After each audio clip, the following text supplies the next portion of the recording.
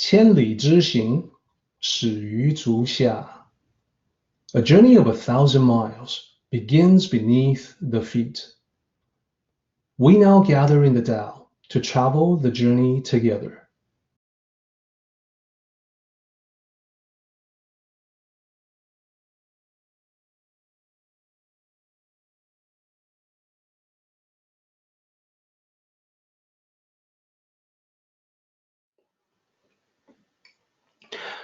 Everyone, here we are once again to talk about the Daodejing.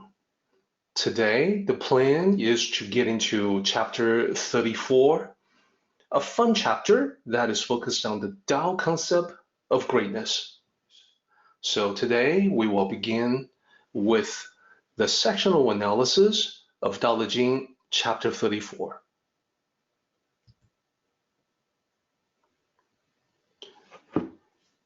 Daodejing 34. The Great Dowel is like a flood. It can flow to the left or to the right. The myriad things depend on it for life, but it never stops. It achieves its work, but does not take credit. It clothes and feeds myriad things, but does not rule over them. Ever desiring nothing, it can be named insignificant. Myriad things return to it, but it does not rule over them. It can be named great. Even in the end, it does not regard itself as great. That is how it can achieve its greatness.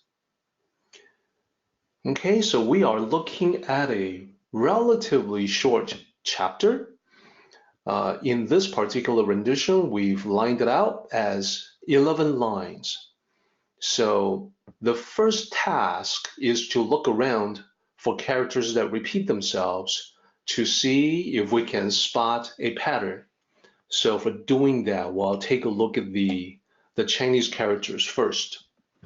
If you spot any repeating characters, please feel free to type it out in the comments. Always a good idea to, I think, to actively participate and not just be a passive spectator, pardon me. So here we are looking at this chapter. I can see that in line 5 and line 8, we have repetition. We have repeating characters. Can anyone see what those repeating characters are? Not a trick question, should be pretty self-evident. You can probably already see that the last 4 characters of line 5 are exactly the same as the last 4 characters of line 8. So if you had trouble noticing that, what I'll do is I'll put a highlight on it to point it out. So as you can see, those are the 4 characters. And they basically say, but not rule over them, or not become their ruler, either way. So those are the similar characters, identical characters, I should say, and they give us a clue as to where the sections are. So looking at the translation, we can tell that, we can make a case for the first 2 lines being the same section, because both lines, 1 and 2, are talking about the Tao being like the flood, can flow to the left or the right. But then it seems to continue on to talk about how the myriad things depend on the Tao for life, but it never stops. Sort of like a flood that just keeps going and going, providing for life to the myriad things. And then it achieves its work, but does not take credit. And that seems to be the end of a particular section. Then we have 3 lines in the next section that talks about how the Tao does not rule over the all living things, the myriad things, and that it can be named insignificant. In the section below that, it goes into naming the Tao as great. So before we get to that, let's be sure to put a dividing line between 4 and 5. So we have section 1, which is the introductory section. It can be further subdivided into 2 sets of 2 lines each, 1, 2, 3, and 4. But for now, let's focus on the larger sectional divisions. So in the second section, we go on from 5 all the way down to 7, and then we are hitting another topic. So the 5, 6, 7 form a section about the Tao being named insignificant. And then below that, we turn to the Tao being truly great. So that's what this chapter looks like. Now, speaking of being truly great, speaking of true greatness, I want to make sure everyone can see the places where in this particular chapter it's talking about that. So I'm going to turn off the repeating characters for 5 and 8, and then show you all the characters that talks about the greatness of the Tao. So I've highlighted a bunch of characters. You can see that most of them are the same except one. So the only character that's different is the last character in line 7. This is the character for small. Small in the context of being imperceptible, hard to see, insignificant, unimportant.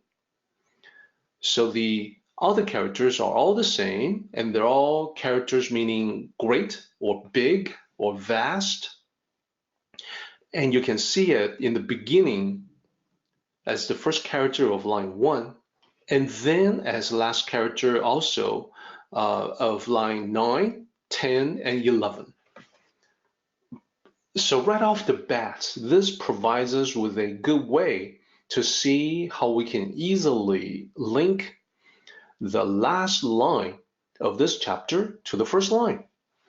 As we have talked about before, to completely understand the Daodejing chapter, you must be able to bring it around full circle from the last line back to the first line and be able to make sense of that connection from the back to the front.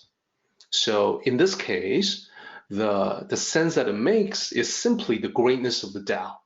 The last line is talking about how the Tao achieves its greatness without regarding itself as great, and then the beginning is talking about the Great Tao. So the beginning is the end is the beginning. That's how it wraps around. So I want to focus on this character that you see here. This character that you see repeated 1, 2, 3, 4 times. This is the character for great or big. So I want to focus on that for a moment. That is the central theme of this particular chapter. And the central theme can be called the Tao of Greatness. So let's focus on that character. Here's what the character looks like. This is an easy character to pronounce, even to most native English speakers or non-native speakers of Chinese, of Mandarin, is simply Da. So it sounds like Russian for yes, of course. Da. So the pinyin is simply Da. So I think that makes sense for everybody. That's easy. So here's the meaning: big, large, huge, vast, grand, great. And there's a whole bunch of other synonyms associated with those. I'm sure you can think of a few, like tremendous is also really big. Humongous is also really big. You get the idea. This character means big or great. In this particular context, in the context of the Daodejing, this particular character specifically points to 伟大. So these two characters, I want to draw everyone's attention to 伟大. So the pinyin for that, 伟大. This is in Mandarin, this is how you say great. So the character da by itself is mostly, the contextual meaning is mostly big or large. Now it can be great as well, which is the way it is used in this chapter. But if you combine it with another character, 伟大, then you make it unambiguous. You are talking about great or greatness. So this specifically is greatness from the Tao perspective. So that is actually quite different from the definition of greatness that we come across in everyday life. I want to specifically point to that. The greatness that Lao Tzu describes is quite different from the typical concept of greatness we come across every day. So typically on a day-to-day basis, what kind of people or things or events do we characterize as great? You know, a great person, a great inventor, a great politician, a great this or that. What is that particular greatness? And how is it different from the Tao? So here's how we can break it down. So still on the topic of the Tao of Greatness, let's explore first the conventional perspective. How do most people characterize or describe as great or greatness? In the material world, greatness is often associated with wealth, like great wealth, power, great power, fame, being well known, being a celebrity, and social position. So position is different from fame in the sense that you could occupy a high position, you know, perhaps as a business leader, captain of the industry, CEO of an organization, etc., but not be that well known outside of the organization. So we have quite a few examples like that.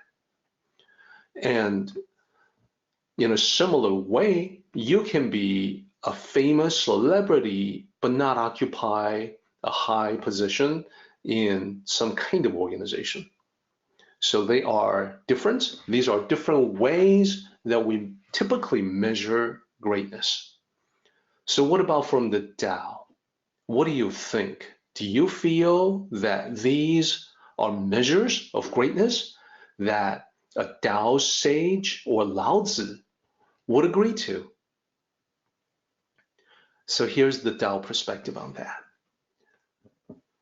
From that perspective of the Tao, the sages actually do not regard conventional measures of success or greatness as true, ultimately true, or useful. And this is for a couple of different reasons. Reason number one, these measures of greatness are transient. They are associated with the material world, so they are as impermanent as everything else in the material world. They don't always last. The wealthy may go bankrupt. We've seen examples of that. The powerful may become powerless, may be stripped of power. And someone who is famous today may not be so famous years from now. We have also seen many examples of that. And I further want to point out that someone who has enjoyed consistent fame throughout his or her lifetime will also see that fame degrade and then be forgotten as time goes on, as generations go on. So couple of examples come to mind. So for instance, decades ago, there were movie stars that were extremely well known. There were celebrities that were extremely well known. But today, I mean, I still remember who those people were and the fame that they commanded. But if I were to ask younger people today about them, likely the answer that I will get is a blank stare, glassy eyes. Huh? Who? Who are you talking about? Who was Marlene Dietrich? Who was Joe DiMaggio, etc.? Celebrities of a previous generation are forgotten beyond just a few decades. It's kind of alarming. People forget. People no longer recall how famous some of these people were back in their heyday, back in their prime. And that is kind of the definition of celebrity, that you are known by the people of your generation. People in subsequent generations may not know who you are. So fame is fleeting. And when we measure time in terms of decades, that seems like a long time for human beings because we're short-lived. But in the eyes of the Tao, in the perspective of the Tao, even multiple decades is like the blink of an eye. It comes and goes. So out of these, wealth, power, fame, social position, they're all transient. No matter how wealthy you are, when you pass away, you are exactly as wealthy as the next person who passes away. So the other reason why these measures of success or greatness cannot be valid in the Tao is reason number 2, that we know just from looking around that typically, oftentimes, wealth, power, fame, and social position can be acquired in ways that are not in accordance with the Tao. Or as I have written here, they can be, and often are, acquired in ruthless, malicious, and damaging ways which are opposed to the Tao. So by themselves, they cannot be in accordance or congruent with the Tao perspective on greatness. So that's why they're different. Well, if the conventional perspective on greatness is not what the Tao can accept, then what exactly is the Tao perspective on greatness? That is what we are here to talk about today with this particular chapter. So this is sort of the setup. This is sort of the introduction to this particular chapter. So in the Tao, greatness is not measured by appearances or accumulations, but by internal essence. So appearances, that's the external surface appearance. Accumulations, well, that could be accumulation of wealth, material things. Maybe you are a famous collector, accumulation of fame, accumulation of celebrity, Instagram followers, etc. So none of those matter to the Tao. It's the internal essence that is the true measure of greatness. So in this particular chapter, 34, Lao Tzu describes the greatness of the Tao itself, not the greatness of people, but the greatness of the Tao. Now, by doing so, he gives us a blueprint on how we too can aspire to greatness when we apply the Tao in everyday life. So the idea is very similar to all the other chapters that we have studied. We observe nature, observe the Tao, observe the sages to learn how the Tao functions, how the Tao is characterized, the essence of the Tao, how it is, how it behaves and acts in the real world. So what we will then do is that we emulate the Tao. So in the study of the Daodejing, we talk about oftentimes to emulate not just the Tao, but also emulate nature or emulate the sage. So these eventually all converge on the same thing, which is to become more Tao-like. We emulate nature because nature is part of the Tao. To be natural is to be Tao-like. We emulate the sages because the sages themselves have figured out more about the Tao. So by modeling after them, their belief system, their behavior, we get to become more Tao-like ourselves.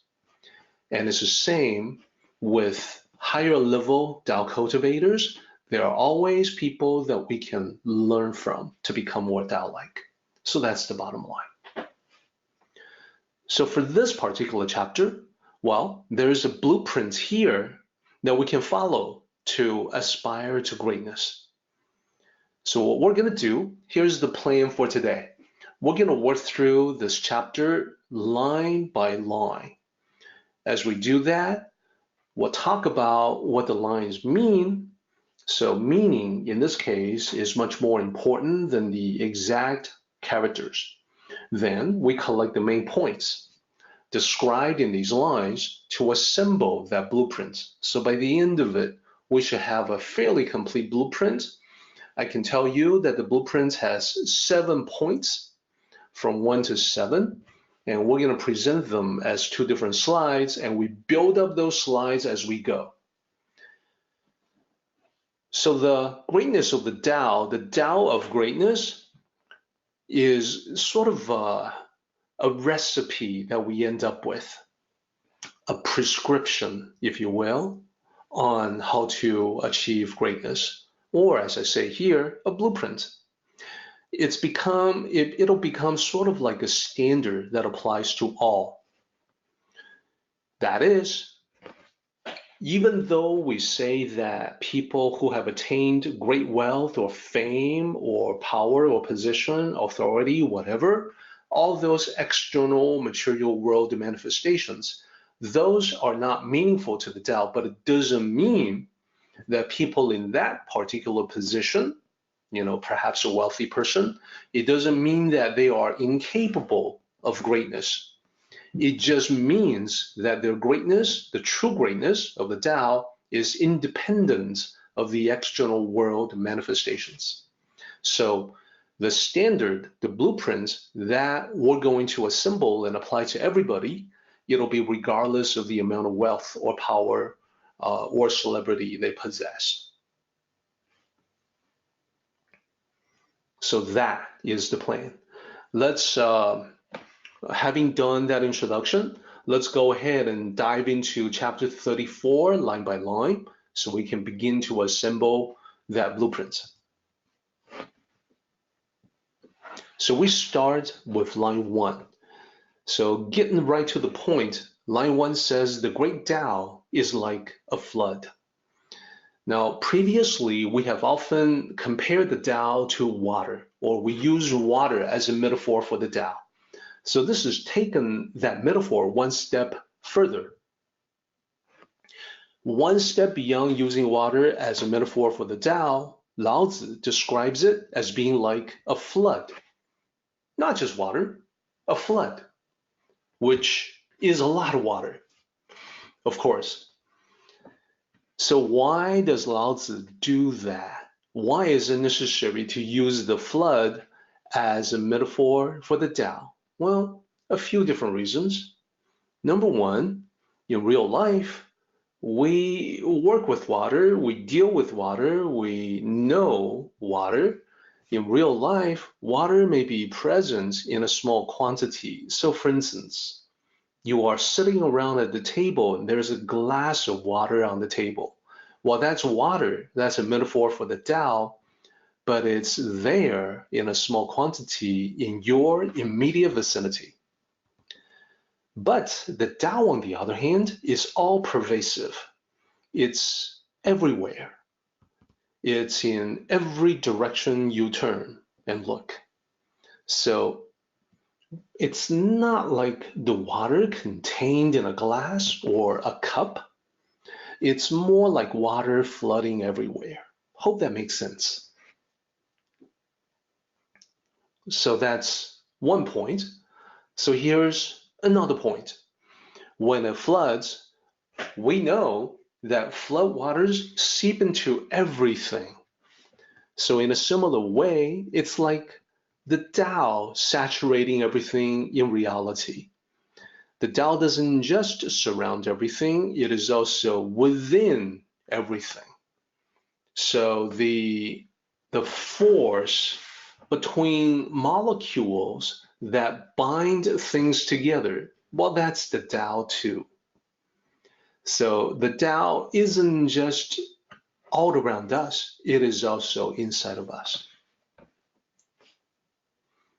Let's continue on. So that was line 1. The Great Dowel is like a flood.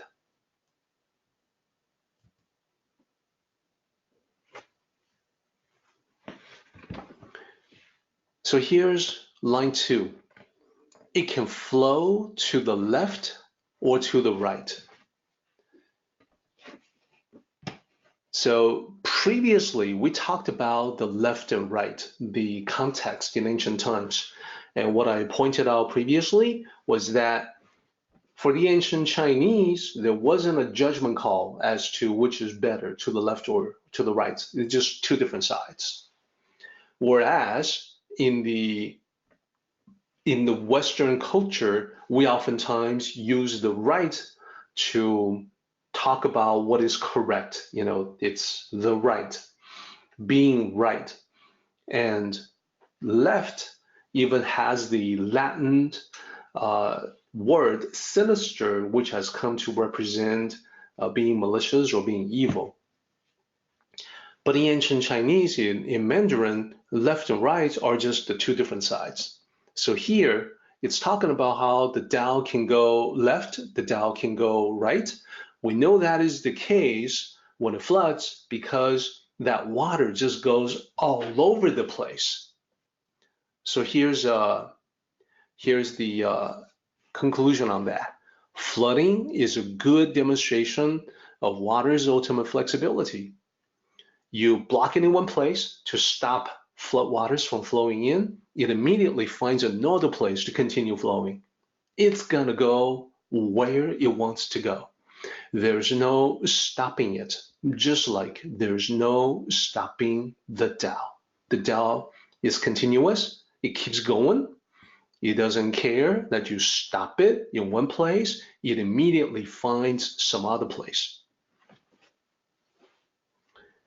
When we apply this to life, we quickly come to the realization that this is also a description about the way that Tao cultivators proceed in doing things in real life. So here's the way it works. A Tao cultivator starts out with a vision of a particular outcome. So this would be like a goal or a destination. Then the Tao cultivator, in accordance with the Tao, the action principle will be proactive in moving toward that end result, that envisioned outcome. Now, along the way, as with everything else in life, you know and I know that there's going to be obstacles that you encounter. So what happens when you hit the obstacle is what makes the Tao cultivator different from other people. Let's put it all together. Tao cultivators apply this to life in moving toward an envisioned outcome. When you hit an obstacle, there's no getting stuck and no frustration. Notice how many people are stopped by obstacles and then complain. They complain that they are stuck. They halt and they proceed no further. They express a lot of anger and frustration that they're being stopped. So that is the conventional approach. In Tao cultivation, you want to always move beyond the conventional. You want to get to the place where you are like the flood. You are emulating the Tao, that If you are stopped in one particular avenue, then you quickly seek the alternative. So it's a quick adjustment to go around, just like water, to flow like water to the left or to the right. And you can even be over or under. So everyone, this gives us the first point that we need in our blueprint for greatness. So here's a slide that I've set up for that we're going to be adding to one by one. Here's what it looks like. The title of the slide, as you can see, is Aspire to Greatness. It's got 7 points. So I've separated them out into 2 pages. Page 1 has 3 points. Page 2 has 4 points.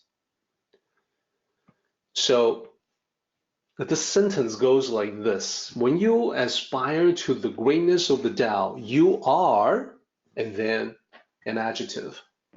The first one, well, you can say you are like flow waters. You get everywhere. You are blocked in one place, but you flow in another place. Now that's kind of a long way to talk about the same thing. I want to encapsulate it in fewer words than that with one word: unstoppable.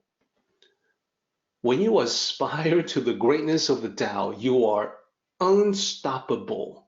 You have the ultimate flexibility, just like water. You move forward like floodwater, getting in everywhere, or like a river, naturally finding a way to the ocean. You cannot be stopped. So think about a mountain stream, a creek, joining a small river, and the small river joining a larger river, eventually emptying out into the ocean. Along the way, water will encounter some kind of blockage. It's okay with water. It'll find a way around that rock, or in some cases, maybe just a pebble. Whatever the case may be, water finds a way around so that it will eventually get to the ocean, which represents the envisioned outcome, the result, the end result that you are looking for. So this is the first part of the ingredients in this recipe, that if you want to be great in accordance with the Tao, you have to be unstoppable. You have to be opening your eyes to look at possibilities of getting around the obstacle that you are hitting. So that's point number 1. Let's continue on so that we can collect additional points.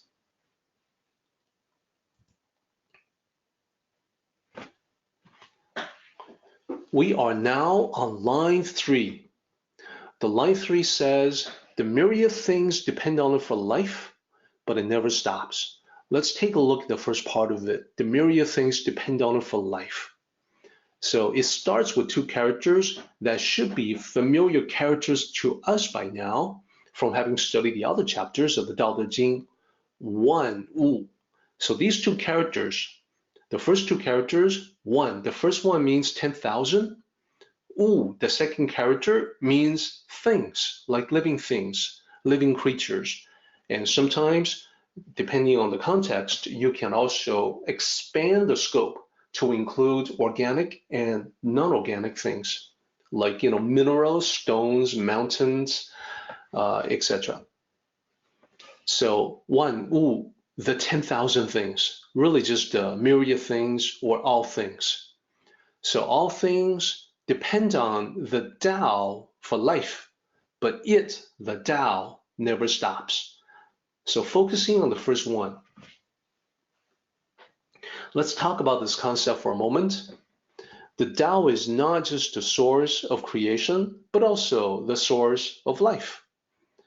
And the reason why we say that is because the ancient sages have long noticed, looking at nature, looking at humans, looking at animals, plants, they saw that the Tao seems to be something that that encourages or allows for the possibility of life everywhere. There's the arising of life in all places where life can possibly be. As science advances, we discover even more places where life can be that we would have originally thought was incapable of supporting life. So in the deepest trenches of the ocean, we find life. In very dark caves deep underground, we find life. So life seems to arise everywhere.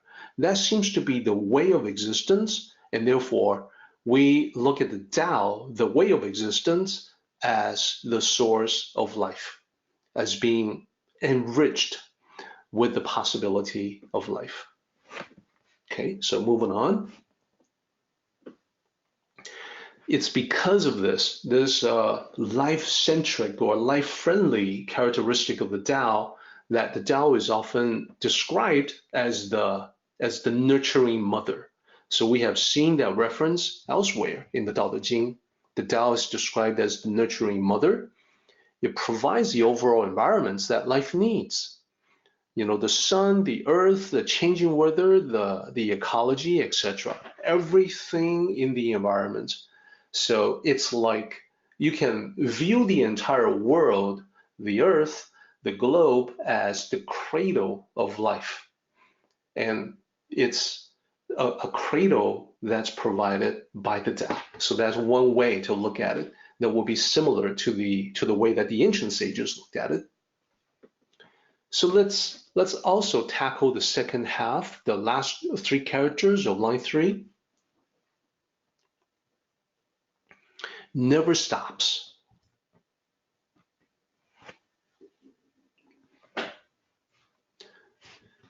So I think, right away, you can easily guess that this is referencing how the Tao is continuous. It continues to give. It keeps going. It doesn't stop.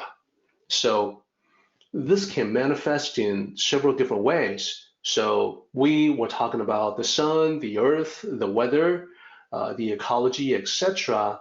Those things don't stop. They continue to manifest. They continue to provide a cradle of life in order for all living things to thrive. So that doesn't stop. But there are other ways to look at it too. So in biology, in procreation, in reproduction, the continuous Tao manifests as one generation giving birth to the next generation, raising kids, raising children. Thus, for that living thing, it is extending itself indefinitely into the future. So I think that makes sense for everyone. It doesn't stop. So individual human lives may be relatively short, 70, 80, 90 years, perhaps 100 or more in some cases, but the children, the next generation, the grandchildren, the great-grandchildren, etc., it continues on. So the bloodline of the family continues even when individual members of the family pass away. So that's one manifestation of never stopping. What about in life? We always want to put the focus on the practical, on the everyday reality that you and I come across and deal with. So in life, what this means is that there's no end, there's no limit to the compassionate nurturing that you provide to others. That is, you are engaged with them and you are providing them with teaching, encouragement, support, assistance, and so on. So let's bring it back to the blueprint of greatness, the recipe for greatness, the prescription for greatness. In order to be great, not only are you proactively moving forward and then moving around obstacles, that was the number one point, to be unstoppable, but this is the other part. You are also moving forward without stopping, without saying that, okay, I've done enough. I'm going to quit now. I'm going to stop now. This can work when you've incorporated the Tao as a natural part of you. Then, as long as you exist, you will be providing compassionate nurturing to other people quite naturally, because it is who you are as a person. It requires no effort, requires no reminders for you to be compassionate, to provide people with compassion. This gives us the second point that we need for our blueprint. So let's take a look at the second point.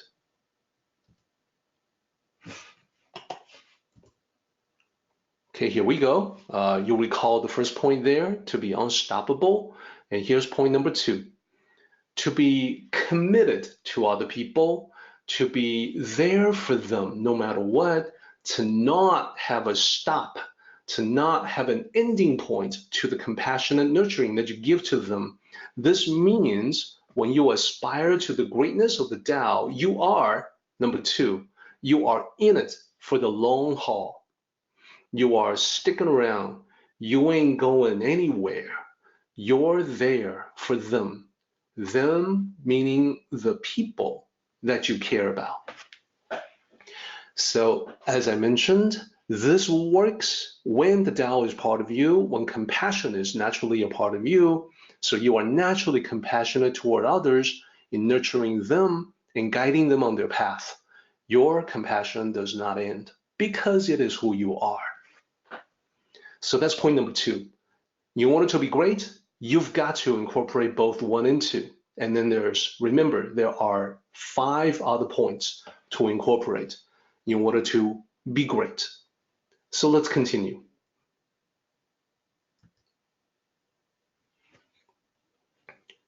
We are now on to line 4. And actually, I think, making pretty good progress. Line 4 says, it achieves its work, but does not take credit. So this is a reference to the Tao itself. The Tao achieves its work. What work would that be? Well, the work of providing for life to the myriad things. That's line 3. And never stopping to do that. Also line 3.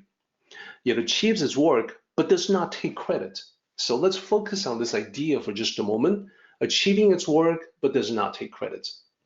So first, let me talk a little bit about the first 2 characters. Gong, the first character is work, or it could be merit. Chen, the second character, means to complete, to accomplish. So the first and second characters together will be work accomplished, work achieved, results completed, mission accomplished. Now, we know that the Tao is everything. It's the way of the universe, and therefore, there is nothing the Tao cannot do. Anything that is possible in the world, the Tao can accomplish. So the Tao is versatile, is powerful, it's everywhere. Inspired by this, Tao cultivators themselves are capable of many achievements. Even the things that people look at and then say, nah, that's too hard, that's too difficult, or no way, that cannot be done. Well, a Tao cultivator is like the Tao, that there's nothing the Tao cannot do. A Tao cultivator is capable of many achievements, even those things that have been identified by other people as difficult or impossible.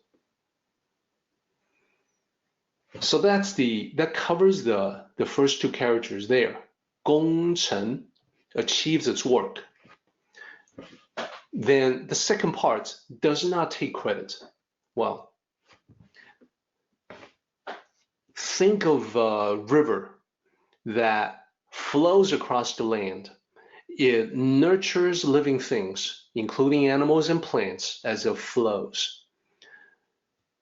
after it has done that, and it does this without end, it never, this is continuous, it never stops. After it has quenched the thirst of animals and plants, water of the river moves on. It doesn't stick around to say, look, this is what I have done. So just like water moving on after it has nurtured living things, the Tao cultivator has no need to take credit, become well known, or receive praise. Because of the way the world works, the Tao cultivator will likely end up with credits anyway, because people want to figure out who did this great thing. The Tao cultivator may become well known as a skilled practitioner of whatever it was he or she was trying to accomplish. But this was not the primary goal. The primary goal was just to do the right thing and do so with excellence. But because of that, becoming well known is a natural side effect. Same with receiving praise. The Tao cultivator is not out to receive praise. This was not the primary goal. But because of the excellence, because of the success, praise will sometimes come your way just by sticking to the Tao. And if so, that's totally fine. There's no need to dodge praise, to hide away from praise. If it happens, it happens. It's just that it was never the primary goal. The primary goal was to accomplish a specific objective. So this actually gives us another main point to talk about when it comes to the blueprints of greatness. So if you think about it, we're actually at the roughly at the halfway point in the discussion of greatness, in that we're going to be talking about point number 3, filling out page 1 of 2 of the blueprints, Aspire to Greatness. Let me show you what it looks like. You can see we're building our way up. So we've got 1, unstoppable, like floodwaters. We've got 2, you're in it for the long haul, meaning that your compassion never stops. And here's number 3. When you aspire to the greatness of the Tao, you are happy to let others have the spotlight. So having accomplished great things, you give credit to your team because you feel no need to hog the spotlight for yourself. Why even bother doing that? There's other things for you to accomplish, and working on these other things are more interesting than to stick around, point to accomplishments, and say, look what I did. Aren't I great? That is not interesting to a Tao cultivator. So we're making excellent progress. You can tell we are building the first page of 2 pages in the blueprint, the recipe, the prescription for greatness. So let's continue on.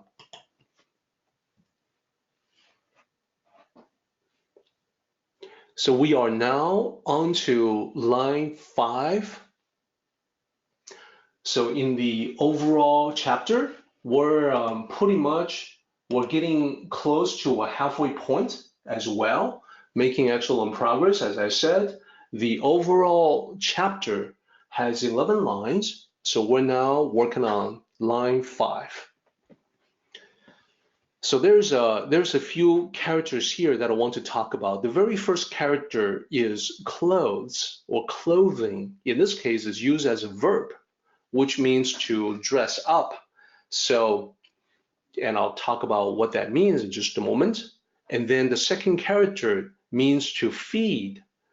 And third and fourth character, we have the familiar characters for 万物, 10,000 things. So the last 2 characters mean living things, all living things.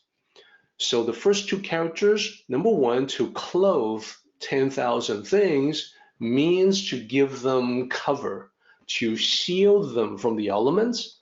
For animals, this could be furs, the natural fur that grows on the animal for protection against exposure in the environment. It could be the shell of a turtle. It could be the skin, the thicker skin on an animal to protect it from the elements. The second character, yang, means to feed, and this is basically to provide food. So to clothe and feed 10,000 things, you'll see it translated in line 5. It, the Tao, clothes and feeds myriad things. So that's a pretty straightforward translation. So in the natural world, the Tao provides the myriad things with the necessities of life: air, water, food, etc.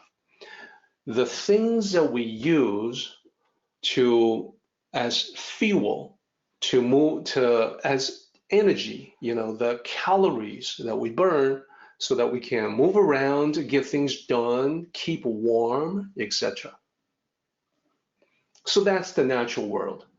So what about when we apply that to the human world as opposed to the natural world? So think about this for a moment. In the human world, we interact with one another, and when you become wiser, when people can tell that you have the Tao, that is, you have balance, you have peace, you're able to handle everything gracefully. Hey, what's going on there? I'm going to ask about what you're doing that makes you manage your life so much more effectively. So in the human world, a natural side effect of Tao cultivation is that people will come to you for advice and suggestions. So you, as a Tao cultivator who embodies and emulates the Tao, you become in a position similar to the Tao, providing for the myriad things with the necessities of life. In your case, you're providing advice and suggestions, counsel to help people through the difficult choices and dilemmas of life. Okay, that's how it works when you apply it that way. So when as a Tao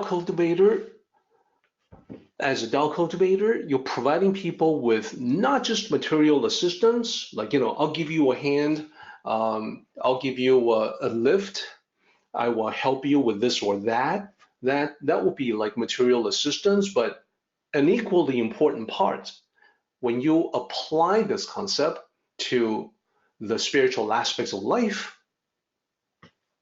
then you know that it's not just material assistance, but spiritual sustenance, food for thought, guidance in life, particularly for difficult choices, difficult decisions that people have to make. This happens all the time. And the sharing of insights. If you have people coming to you when they need help with difficult choices, they need to ask about your insights, well then, that means you're doing something right. That means you're on the right track. So more power to you, continue doing that. But that's how this applies. Line 5 applies to the Tao.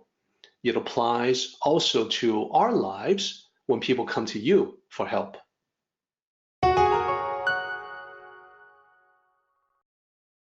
Before we move on to the Tao not ruling over the myriad things, the living things, I do have one more comment to make about the Tao itself. So you've been following these talks for some time. You know that we follow the authentic, original teaching about the Tao not being a deity, not a human-like entity. We're going to make that reference several times today. So ultimately, the bottom line is that the Tao isn't something that feels.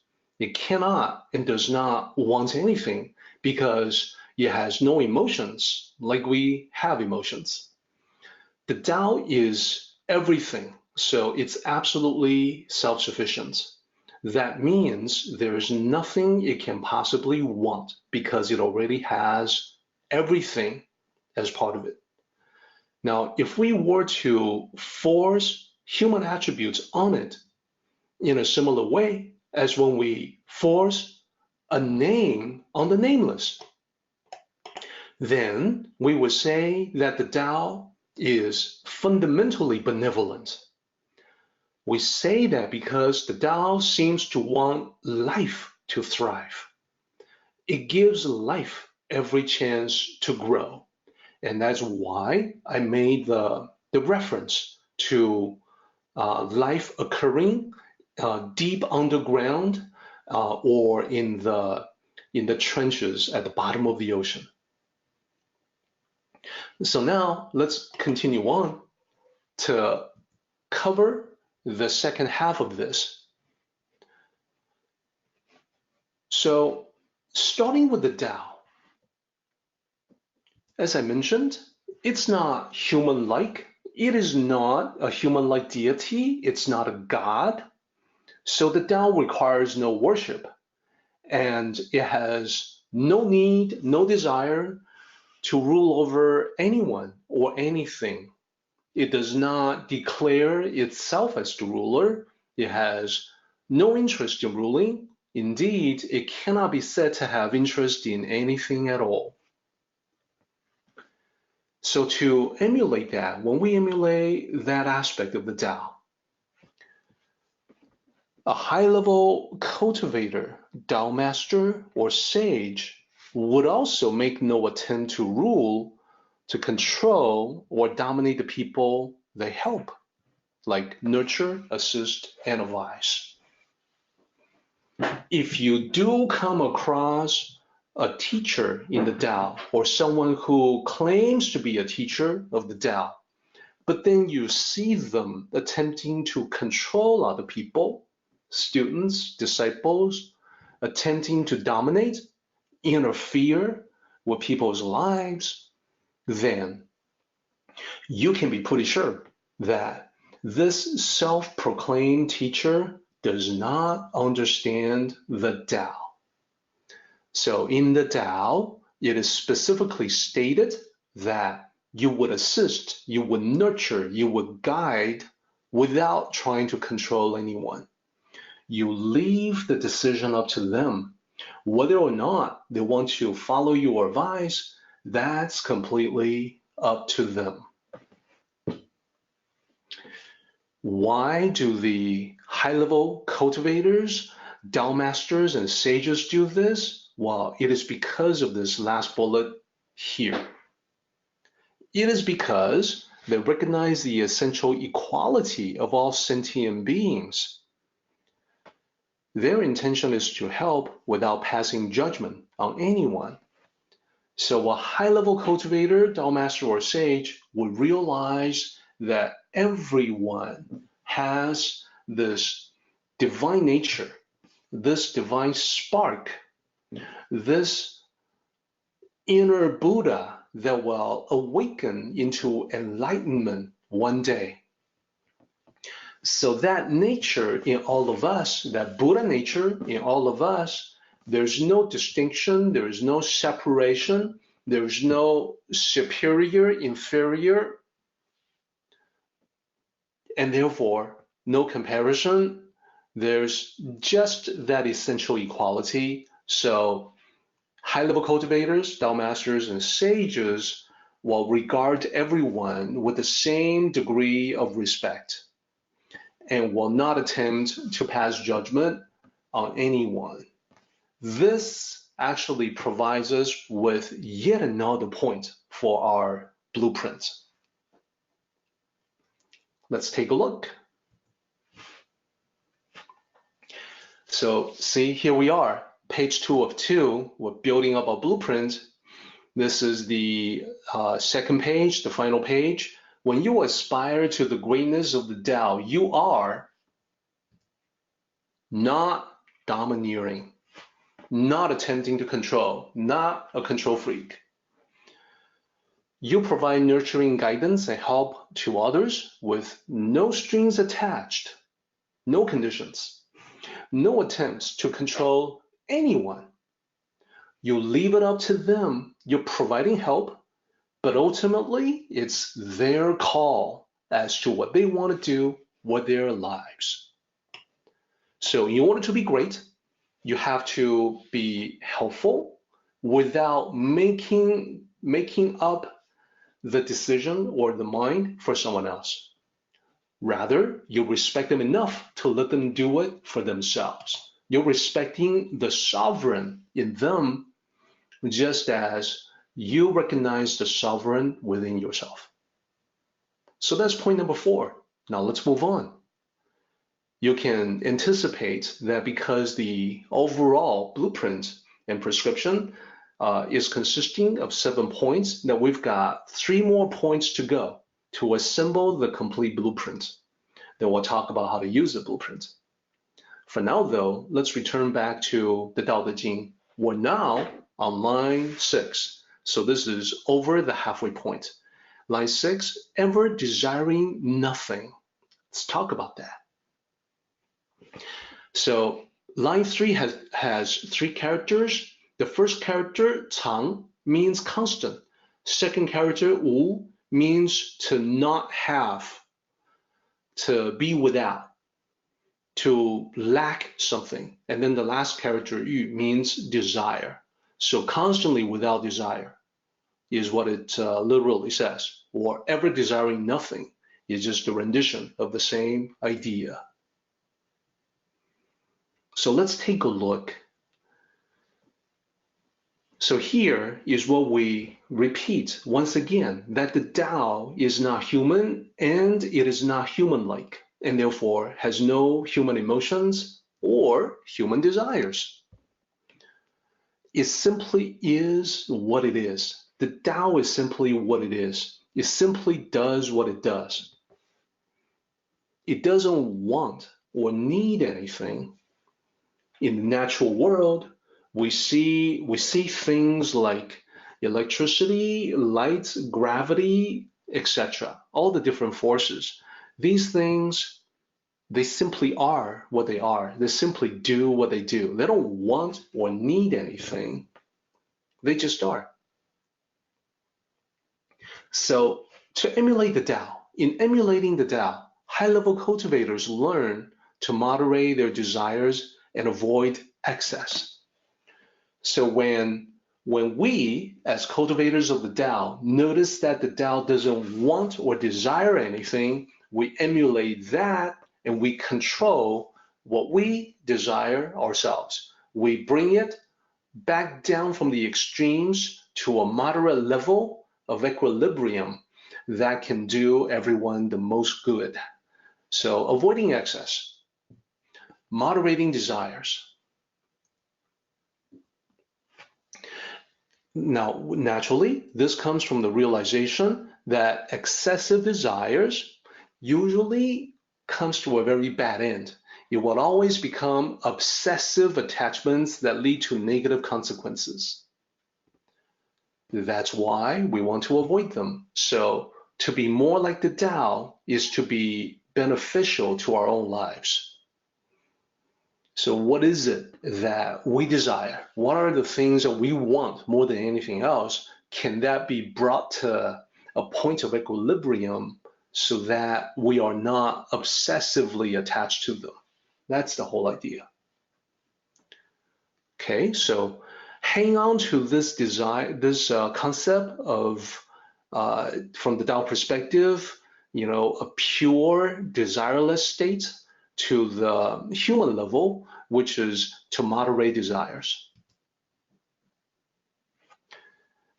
Now we have to take a look at this character, xiao. This is the opposite of the character that we have looked at. This is the antonym of the character da, which is great or big. Xiao is the opposite. It means small. But let's start out with the sound. Pinyin is xiao, xiao. the X is like SH. Meaning small, of course. Let's talk about what it means in this context. Just like Da, its opposite, in this context, it means greatness. From a Dao perspective, here, Xiao is not physically small. This means something a little bit more than that. Let's examine the meaning. In this context, Xiao means insignificant in the sense of being unnoticed, imperceptible, or regarded as unimportant by most people. And you can easily see how the tangential related meaning comes to pass. To be small is to be unnoticed, sometimes unnoticeable. It is to be relegated as being unimportant.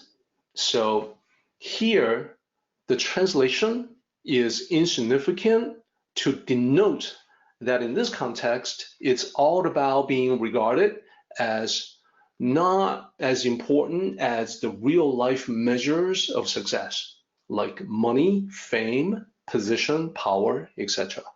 So most people would not look at the Tao as being important if they are even aware of the Tao in the first place. So this is because the Tao seeks no credit, does not try to draw attention or elevate itself in any way.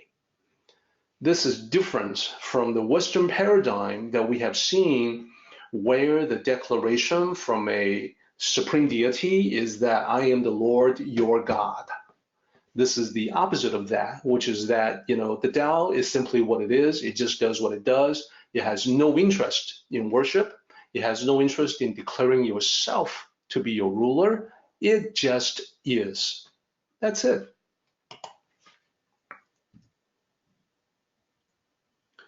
So let's look at the overall line. It can be named insignificant. So as we have seen in the previous lines, Tao cultivators feel the same way as the Tao in not seeking after fame and recognition. Let's bring them out one by one. Number one, Tao cultivators feel that doing the work is more important than taking credit for the work. The work itself, if it is worth doing, that should be the focus, rather than the recognition, the praise, taking credit for the work. Number two, get people the help they need without trying to control them or judging them for needing help in the first place. So that you can tell, number two is actually a much purer and truer definition of compassion. It's not conditional compassion, like, well, I'm gonna help you, but then you have to do X, Y, Z. You have to quit smoking, you have to quit, taking drugs, you have to stop sleeping on the streets, etc. Okay, well, you can tell where this is going. You are providing help. You seem to be compassionate, but you are laying out a whole bunch of conditions. You've got strings attached. So to be great in the Tao is to forget about asking those questions. Do you really want to help? If you do, then get people the help they need without being harshly judgmental. Probably the people receiving the help will say the same thing, and that is, if you're gonna help, then help. If not, I'm gonna move on. It is what they would prefer, to be helped without being lectured. Number three, Tao cultivators feel no particular desire for external validation or recognition. Some of that is gonna happen anyway, regardless of whether you want it or not. But Tao cultivators will not chase after those things because that's not what they're all about. That is not the primary goal at all. So because of all this, because of 1, 2, and 3, Tao cultivators have this low profile. Naturally, they're sort of like water flowing to the lowest point in the immediate vicinity. They have a seamless approach. They do things without advertising it, without trying to make sure everybody knows. So because of that, the low profile and the seamless approach, what they do, like the Tao, may not be noticed as important or significant. So they too can be described as insignificant, but that's in the perspective of people in the secular world, in the material world, who don't understand the Tao. So we have enough now to add another point to our blueprint. So this is always, for me, always fun and exciting to be able to fill out the blank in the blueprint. Let's go to page 2 of 2 in the blueprint. The last point we looked at, point number 4, was not domineering. To not be a control freak is the way that I described it. Now we're ready for number 5. When you aspire to the greatness of the Tao, you are often taking actions in seamless ways. There's a whole bunch of different ways that we can describe this. Like you are often flying under the radar, meaning that you are acting beyond detection, that you are not being noticed. So I like this formulation, taking action in seamless ways. And that's because you have no desire to attract attention, and you don't need payback. You don't need compensation. All that matters is your actions make sense to the Tao in you, that your actions are in accordance with the code of honor that you have created for yourself. That's the only thing that matters. So that's number 5. Taking actions in seamless ways, flying under the radar, taking actions in stealth mode, except that, for Tao cultivators, there's no sneaking around. It's just that what you naturally do is not regarded as significant because you're not advertising. Let's continue on with the Daodejing. I'm happy to see that we are going to be able to assemble all 7 points of the blueprint, the prescription, the recipe today. It's always nice when you can come to a logical stopping point in a particular discussion. Let's take a look at line 8.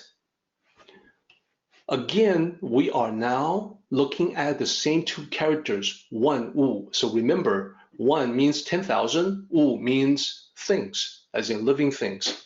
So translated again as myriad things, because the original Chinese never was meant to be literal. We talk about the 10,000 things a lot when people study the Tao. Relatively few people, it seems, realize that 10,000 things, that's actually poor translation, because the original was never meant to be a literal 10,000. And in English, we don't have 10,000 as a colloquial expression for many or all. We use hundreds, or thousands, or millions. We use those terms to simplify many, but we don't use 10,000. So to translate 1 wu as 10,000 things, that's really a bad translation. It's an erroneous translation, but the study of the Tao among the academics is full of stuff like that. All right, so let's talk about this line. First of all, so 1 wu, 10,000 things, the 3rd character means to return, and the last character is a sentence ending character, similar to the way that we use punctuation marks. So all things return is basically what it says. And the meaning is pretty clear, that everything must eventually return to the Tao, like all rivers flowing into the ocean. So if you guys recall, we were just talking about that 2 chapters ago, back in Daodejing chapter 32. where there's a lot of references about rivers flowing into the ocean. Now, this idea, everything returning to the Tao, we can apply that metaphysically, and we can also apply that in our lives. So and this is using 万物, all things, myriad things, and yes, countless things. That would also be a very good translation. Whatever it is, though, when you work on your own translations, please don't use 10,000 things. That's actually becoming a jargon. It's a jargon because it's not in regular everyday English expression. It's become like an academic jargon. But yeah, countless things will be a good translation for that. So let's take a look about how this applies metaphysically. All things returning to the Tao. From a metaphysical sense, consider human souls. If you don't like the term souls, and I have a lot of atheists listening to these talks, so we don't necessarily need to use the term souls. You can use consciousness. So consciousness or human souls eventually return to the Tao. From that scientific-minded perspective, atheist-leaning perspective, you could say that the Tao is the void. It's the void of nothingness. That before you were born, you were nowhere because you were with the Tao, the void, the emptiness, the nothingness. You weren't anywhere. So now that you are living, you possess consciousness. When you pass away, you return to the void, the emptiness, the nothingness, the nowhere of the Tao.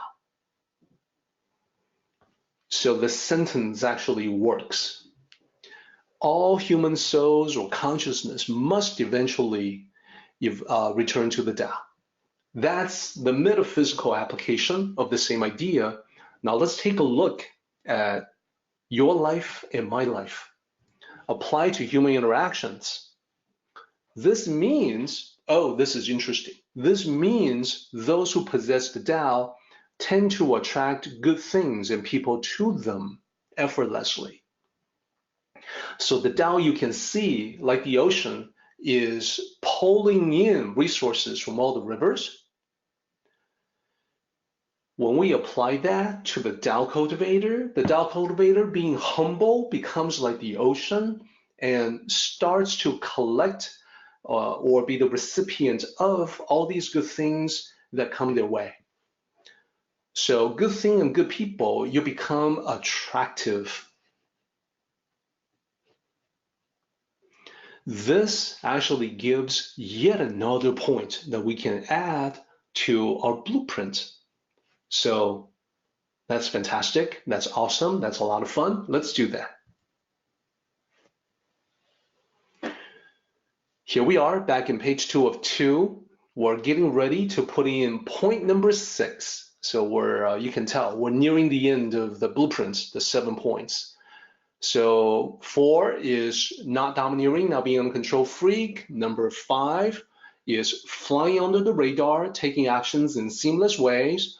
A lot of people won't realize what you have done as important or significant. That's number 5. So how about number 6? When you aspire to the greatness of the Tao, you are often attracting good things and people into your life.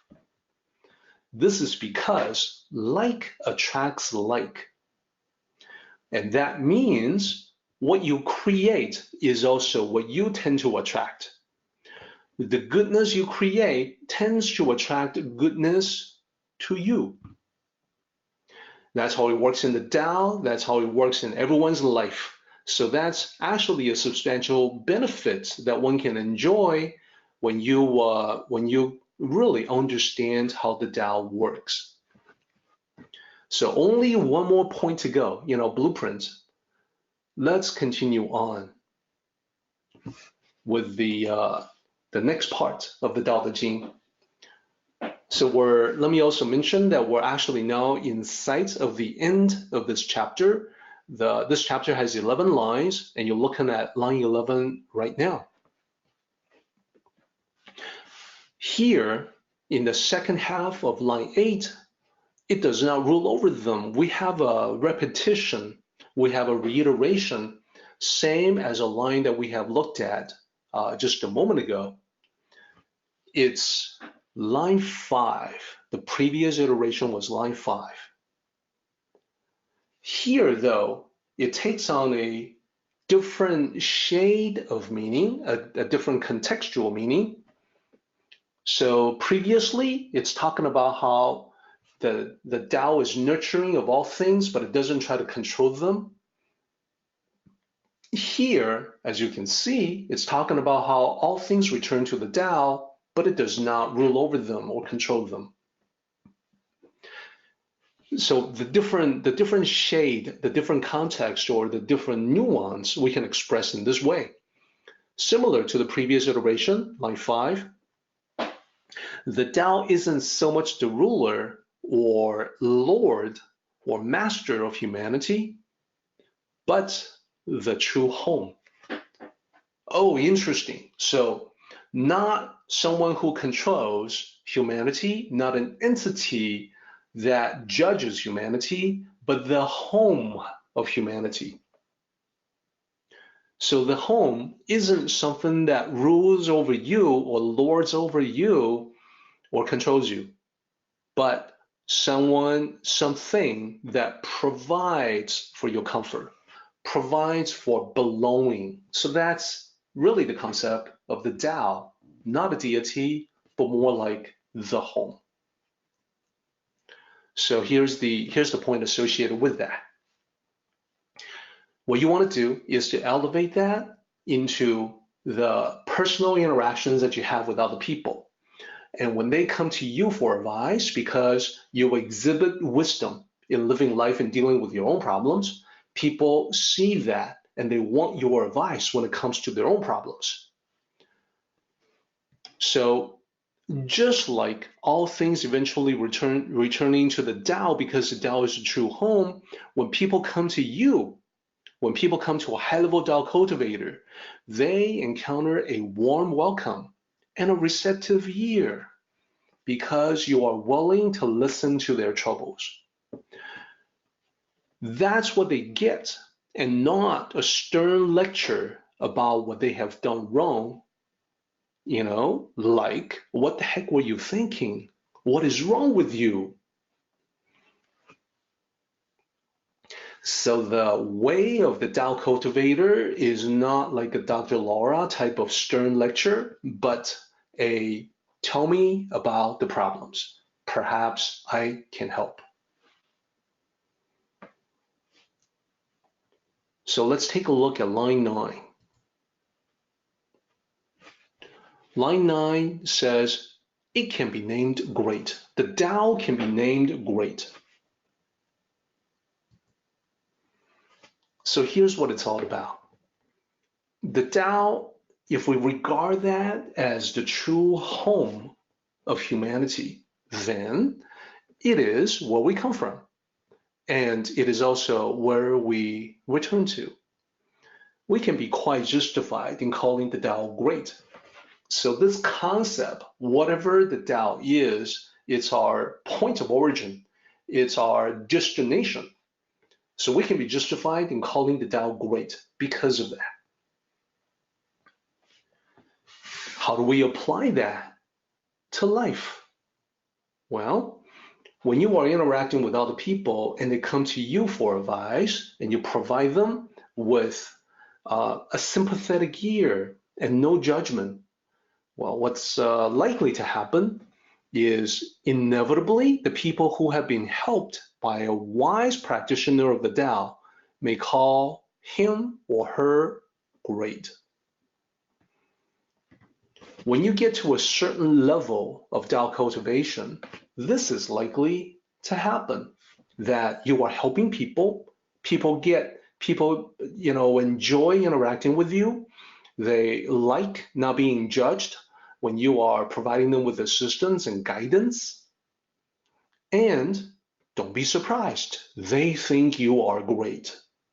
So this is part of attaining or aspiring to the greatness of the Tao. Now, just like the Tao though, remember, the Tao doesn't think of itself as great. It's the same with the Tao cultivators. It should be the same with you and me. The Tao cultivators themselves, in turn, would say that the greatness is about the Tao and not them.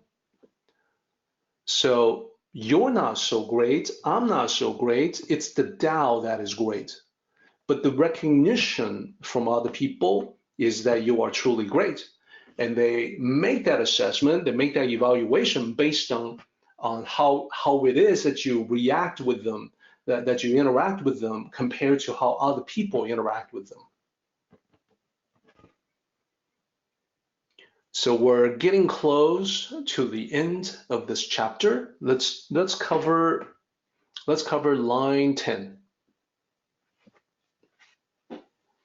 Line 10, even in the end, it does not regard itself as great.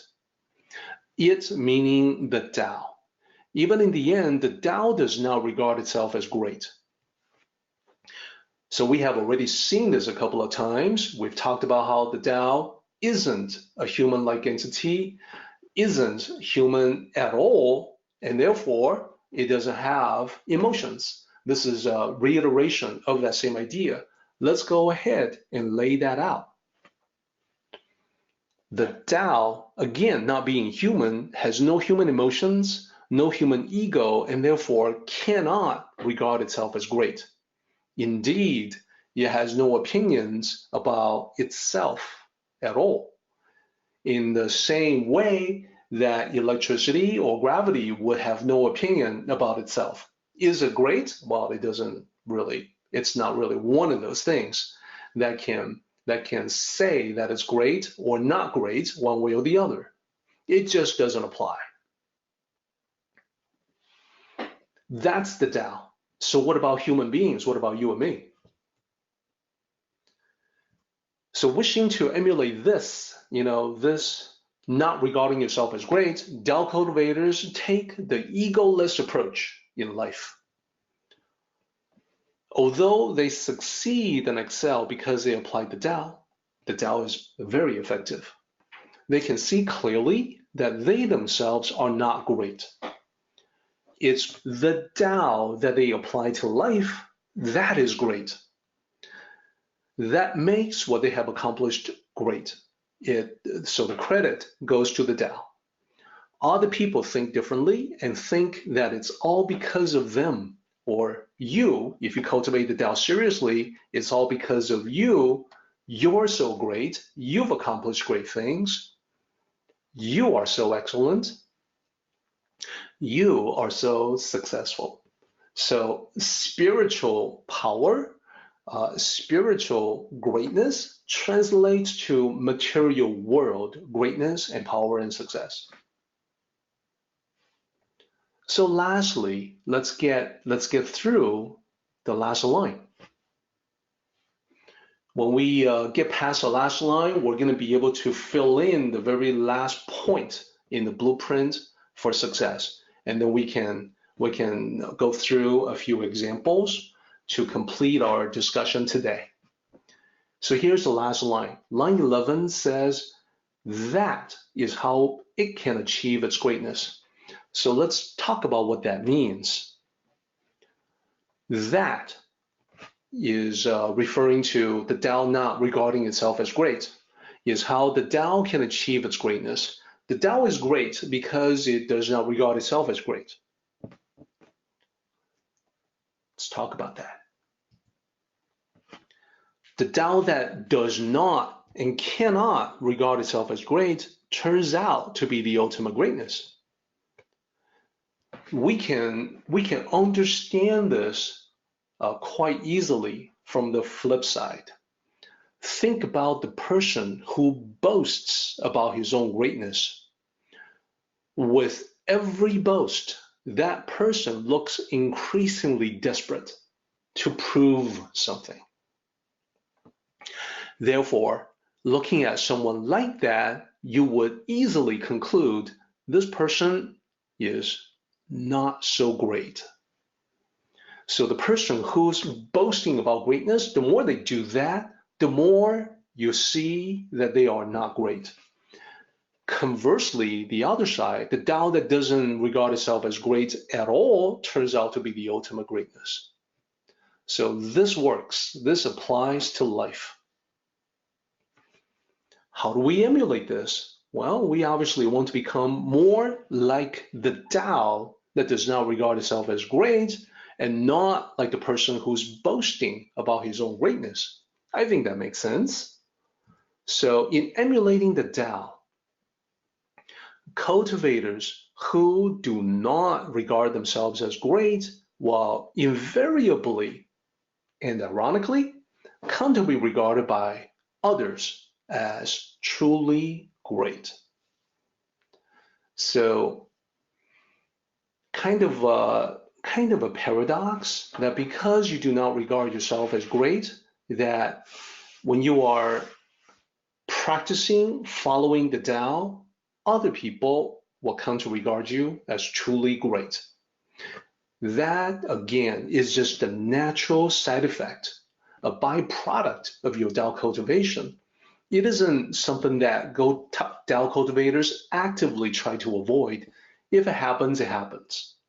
Tao cultivators will still be doing the same things that they've been doing, will still be, flying under the radar, be nurturing to other people without expecting anything from them, without trying to control them, etc. All of the items in the blueprint. I want to, so before we complete the blueprint though, I want to take a moment to talk about the way that Tao masters usually will talk about this part, about the difference between the person who's boasting and the Tao, or the Tao cultivators who do not boast. So I have seen Tao masters use a memorable mental image to help people remember this concept. Let me share that with everybody now and explain how it works. The leaking boat, and I think a pretty good alternative for this picture is the sinking ship. So Tao masters will compare the person who's boasting as a leaking boat in the context that with every boast that you make, with every claim, that every exaggeration that you make about your achievements, that is like punching another hole in the hull of the boat or ship so that you create another leak. There's ever more water that it's taking on, and you are sinking faster and faster. So the main point is to think of arrogance as a leaking boat, taking on water and sinking fast. And every boast that you make, all the bragging that you do become additional places where the water is coming into the boat, causing it to sink. So the reason why Tao masters use this as a vivid mental image is because you would naturally assume and conclude that, well, of course, no one wants to stay on this boat. Everyone wants to jump ship, swim to safety, put some distance between you and the sinking boat so that you don't get pulled in by the vortex when the boat finally sinks. This maps to real life because in real life, nobody wants to hang around a boastful person. Everyone in his vicinity is going to want to get away as soon as possible. So that's the way that this imagery works. Now, the flip side of this image is also something that works in that if you have a person who is practicing humility, someone who's humble, then you have a boat that is very sound, that is not leaking water. It's floating and sailing. It's working like it should. So that would be the opposite example. And to illustrate the opposite of what the Tao Master says, I like to bring in a different image. What is it? This is the Dharma Chakra. It's the wheel of Dharma. This is oftentimes used as a symbol of Buddhism and also Jainism. This wheel, as you can see, has 8 spokes. So it can be seen as either 4 parts or 8 parts, 4 divisions or 8. And that can come to represent the 4 noble truths of Buddhism, or the Eightfold Path, the right action, right thinking, etc., the right path. So this is also something that can be seen as the steering wheel, as the ship's wheel that you use to navigate an ocean-going vessel. So that one symbol works in a whole bunch of different ways, which is why I want to make sure we talk about it. So chakra means wheel. The Dharma chakra is the wheel of Dharma. It can be seen as the ship's wheel on a dharmic boat sailing the Kuhai. So Kuhai is the term in Mandarin that is derived from Buddhism. So I think everyone knows that Buddhism is actually much more popular in Chinese-speaking parts of the world, Mandarin-speaking parts of the world, than it is in its original ancestral origin, which is India. So a lot of the terms have been brought into Mandarin, and people know about this. If you grow up in a traditional Chinese culture, you know about Kuhai. Let me explain. The 2 characters, Ku. The first character means bitter. And bitterness is another term to describe suffering. Suffering is dukkha in Buddhism. It's about things not being quite satisfactory, things always being imperfect. So it isn't as severe as the word suffering would imply, but it means that things are fundamentally not great and can never be great. Here, it just means bitterness. Hai means ocean. Kuhai, the ocean of bitterness, the ocean of suffering, is the Buddhist metaphor for life itself. That life is full of dukkha, or in this case, it's like an ocean of bitterness. That things are never quite as perfect as they could be, and if you get something good, it's followed by something bad, and it will never last. That everything is transient and permanent. So the dharmic boat sailing the Kuhai is the ocean-going vessel. It represents the teachings of the Buddha, that you can use that boat to navigate through Kuhai, the bitter ocean, so that the boat can take you to the opposite shore, the shore representing spiritual awakening or enlightenment. So the metaphor that we were talking about, the mental image, the vivid imagery of the sinking ship, applies to the Dharma chakra. Because when you practice the Tao of humility, you ensure that there are no leaks in this boat, the dharmic boat that's sailing the Kuhai. And if it doesn't leak, it doesn't sink, it becomes a very usable vessel. It's a vessel that you can take to ferry yourself to your ultimate destination, which is the distant shore of enlightenment. Not only that, but you can ferry a whole bunch of other people with you. You can take a whole bunch of other people with you. Everyone will be safe and sound, meaning everyone will be studying the teachings of the Buddha. That's what it means to be a passenger on the Dharmic boat as you sail to the distant shore of enlightenment. So this is the opposite. This is the diametrically opposite to the sinking ship that is sinking because of all the leaks, where every leak is produced by a proud boast, an exaggeration.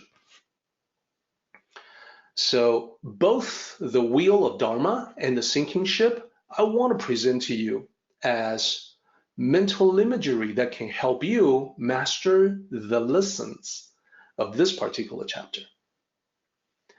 And now we're finally ready to do the last point in our blueprint, in our recipe for greatness, prescription for greatness, or blueprint for greatness. And the last term, the blueprint, that's my favorite. So here we are. Page 2 of 2. We've done the 6 points, not domineering, not a control freak, taking actions in seamless ways, not always noticed, often regarded as unimportant, but that's okay, and effortlessly attracting good things and people into your life. That's number 6, when you are aspiring to the greatness of the Tao. Now, number 7. Number 7 is the final point, the last point in this aspirational blueprint to greatness. When you aspire to the greatness of the Tao, you are truly humble and therefore truly great. So this is a requirement to attain true greatness in the Tao, is to be humble. To help everyone make this more real, I want to present some examples. In everyday life, we come across quite a few things. In our interactions with other people, we hear quite a few things. Some of the things that we hear are people who are truly great. They don't necessarily need to be Tao cultivators to be great. Sometimes people exhibit greatness naturally. Our goal is to be more and more great, that we can do it intentionally, and that we know what is causing the greatness when we ourselves live with the Tao of greatness or possess the Tao of greatness. So that is the reason why I want to present some examples. Examples come in 2 parts, the not so great and the Tao of greatness. So in everyday life, what is the difference that we see?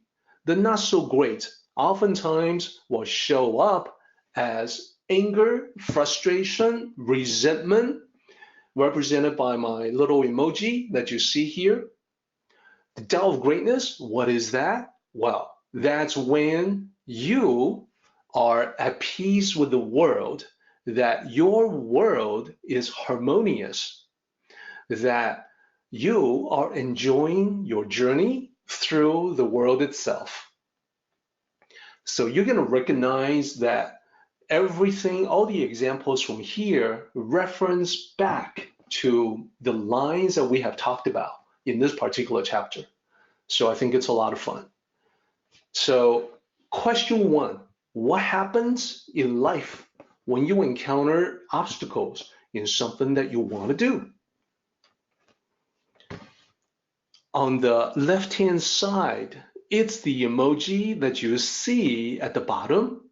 A lot of getting hot under the collar, a lot of anger and frustration. There is nothing I can do. Throwing your hands up. What about the Tao of Greatness? What happens when you encounter an obstacle? I'll figure out a way. Why? Because to be great, you must be unstoppable. You must be like the floodwaters that can go to the left or to the right. So that's the first one. Now, what about when people get things done and other people are realizing this and ask about what's been done? What about taking credit? What is the difference? In the not so great, the expression is like, yeah, that was me. I did that. Yep. That was pretty much all me. That was mostly me. That's the not so great. So remember, the Tao cultivator is not interested in taking credit. The credit that you deserve is going to come to you anyway, regardless of whether or not you wanted to. So for that reason, the Tao cultivator has a different expression. Oh, my team did that. I helped out, here and there. So that's the expression from the perspective of the Dao of Greatness when it comes to taking credit. I want to use that as an example to make it more real. So what about when the not so great, the left-hand side, when they do something good for you, when they have done you a good turn, what do they say? Well, you can be sure that they pointed out, hey, listen, I'm doing you a favor, okay? You must recognize that I am doing you a favor. And this is because they keep track of everything. They wanted to count.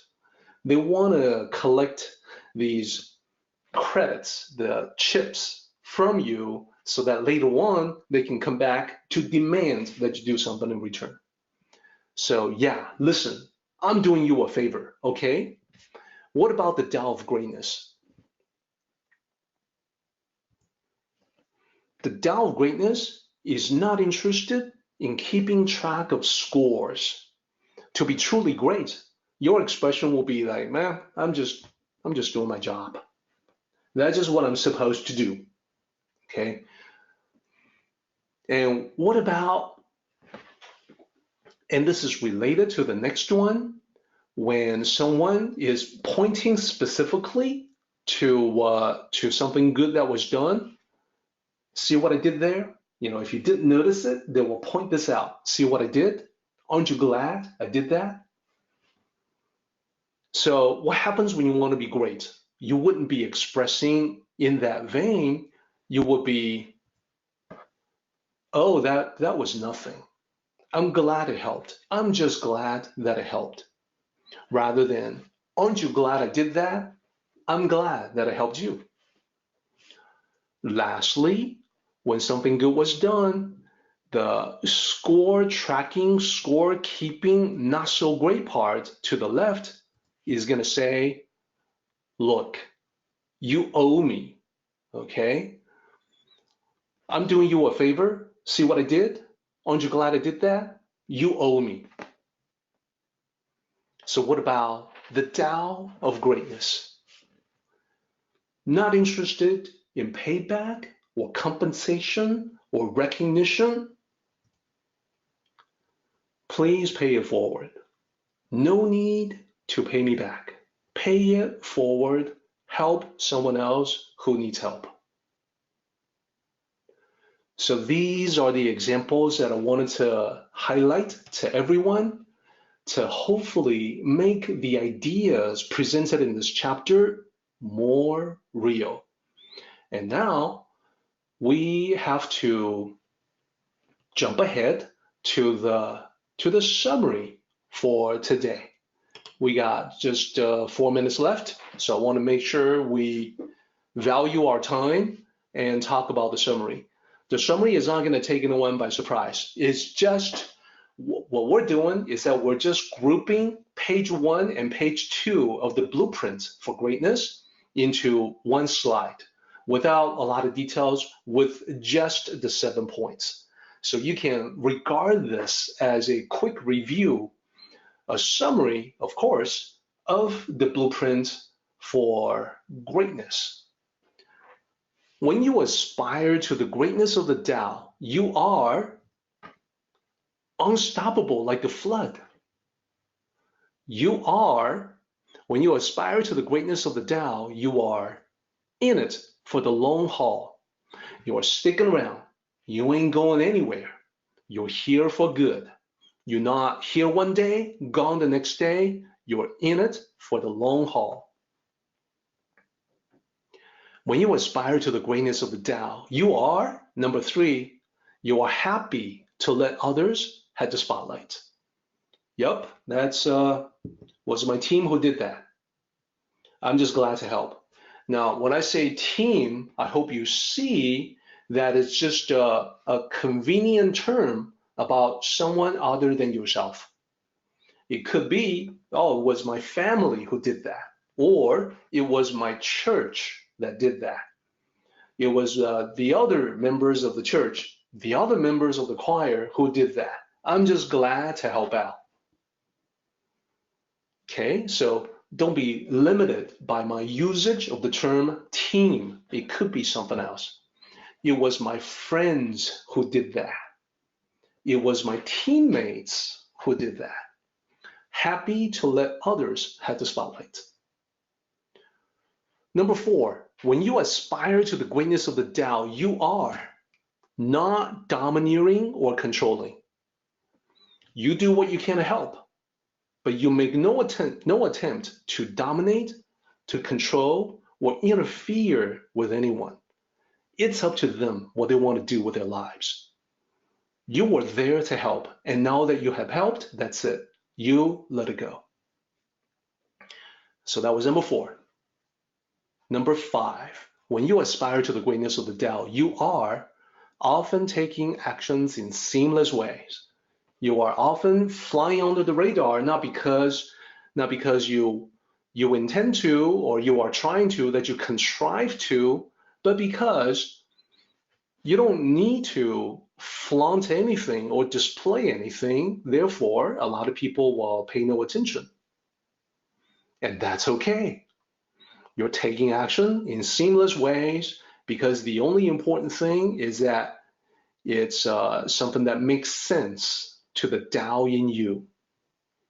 Number 6, when you aspire to the greatness of the Tao, you are often attracting good things and people into your life.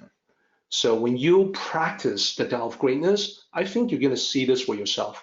You're going to enjoy your life so much more because there's so much more good things and good people that you attract.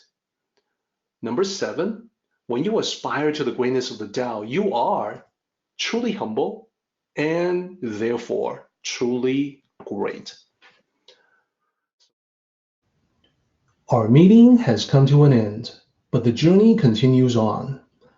Let us travel safely. Until next time, may the Tao fill you with peace and happiness.